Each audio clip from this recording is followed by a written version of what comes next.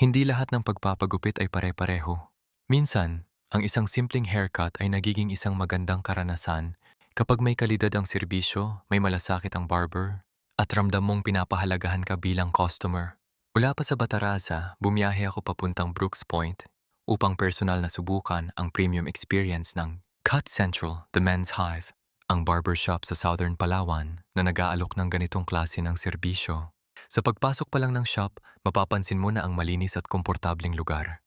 Ngunit ang higit na nagpahanga sa akin ay ang paraan ng kanilang pag-aalaga sa bawat kliyente. Bago pa man magsimula ang paggugupit, hindi agad hahawakan ang gunting. Maglalaan muna sila ng oras upang kausapin ka, alamin kung anong hairstyle ang gusto mo, at magbigay ng suhestyon kung ano ang babagay sa hugis ng iyong mukha, kapal ng buhok, at sa iyong personal na estilo. Napakagandang paraan ito upang makuha ang hairstyle na hindi lang uso, kundi akma rin sa iyong personalidad. Ang pagpapagupit ay hindi lamang tungkol sa pagpapaiikli ng buhok. Isa itong sining na nangangailangan ng tamang teknik, tiyaga at atensyon sa detalye. Habang ginugupitan ka, mapapansin mong maingat at pulido ang bawat galaw ng barber. Hindi minamadali ang bawat hakbang upang matiyak na magiging maayos ang resulta.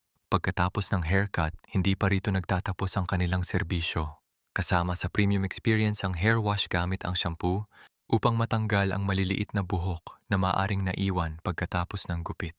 Pagkatapos nito ay patutuyuin ang iyong buhok gamit ang blower. At bago ka tuluyang umalis, ay may basic massage pa upang mas maging relaxing ang buong experience. Ito ang dahilan kung bakit masasabi kong hindi lang haircut ang binabayaran mo, kundi isang kumpletong grooming experience. Sa panahon ngayon, mahalaga ring alagaan ang ating buhok. Gumamit ng shampoo na akma sa iyong hair type, iwasan ang sobrang init ng tubig kapag naliligo, at huwag sobrahan ang paggamit ng styling products kung hindi naman kinakailangan. Kung gumagamit ka ng helmet araw-araw, siguraduhing malinis ito upang maiwasan ang pagdami ng bakterya na maaring magdulot ng pangangati ng anit. Isa rin sa mga madalas itanong ay kung gaano kadalas dapat magpagupit. Para sa karamihan ng kalalakihan, mainam ang bawat 2 hanggang 4 na linggo. Kung balak mong subukan ang premium experience, tandaan din ang kanilang appointment policy. May down payment para makapag-book. Premium experience, P100. Basic haircut, P90. May 15-minute grace period lamang. Kapag lumampas, mawawala ang appointment at ibibigay ang slot sa walk-in clients. Ang late arrival ay ituturing ding walk-in. Maaring mag-cancel 2 oras bago ang appointment.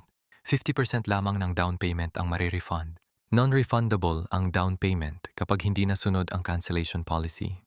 Maraming salamat sa inyong pag-unawa at sa pagrespeto sa oras ng aming barbers at ng iba pang clients. Ano sakto? Hey!